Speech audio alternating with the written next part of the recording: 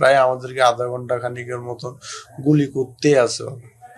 লাস্টে পুলিশের গাড়ি দেখছিল আর বাট ও গুলি খাইছে, তো ওদিকে থামাই ও গাড়ির মধ্যে ছিল। আমরা লাস্টে সবাই যান বাঁচানোর জন্য আস্তে করে নেমে চলে গেছি। ওরা ওখানেও গুলি করতে করতে লাস্টে গুলি করতে করতে ঘুরাই চলে গেছে। চলন্ত অবস্থার মধ্যে প্রায় আমাদের আধা ঘন্টার মতন আমাদের পিছিয়ে পিছিয়ে গুলি করতে করতে আসতেছে গাড়ির উপরে। আমরা নতুন ব্রিজ থেকে বের হয়েছি, বের হওয়ার পর মানে চলে আসতেছি, প্রায় 4-5টা মোটরসাইকেল এসে এলো পাতারে গুলি করতেছে আমাদের উপরে। লাস্টে আমাদের ড্রাইভারের গাড়ি জোরে চালানোর মধ্যে মানে পালাচ্ছে আর কি, তবু আমাদের পিছু আর নেই। কাউকে সন্দেহ করতেছি, বাট এখন সন্দেহ করলো নাম বললে বাট আমাকে মেরে ফেলতেও পারে, সেজন্য রিস্ক নিচ্ছি না আর কি। সবাইকে চিনি না, বাট 2জনকে চিনি। দুবাই প্রবাসী সাজ্জাদ আছে যে, সাজ্জাদ ওর অনুসারী গুলা ওর আন্ডার এগুলা করতেছে।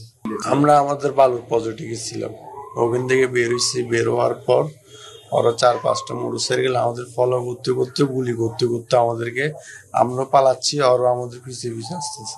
না, তাদের সাথে কোনো দ্বন্দ্ব বাট কিছু নাই আমাদের।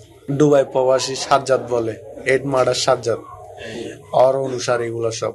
আমার বড় ভাই আর কি, আমার ভাইকে মেরে ফেলবে, সরোয়ার ভাই উনিকে মেরে ফেলবে। কি কারণে মারবে সেটাও জানে না উনি। জি, এটা সত্যি, উনিকে মেরে ফেলার জন্য আসছিল ওরা।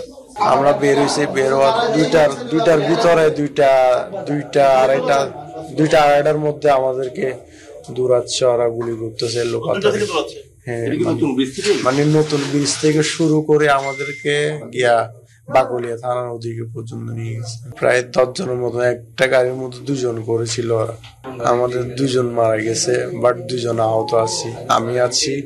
তারপর এই রবিন নামের ছেলে একটা আহত আছে, আব্দুল্লাহ আর মানিক বলে, তারা 2জন মৃত, তারা মারা গেছে।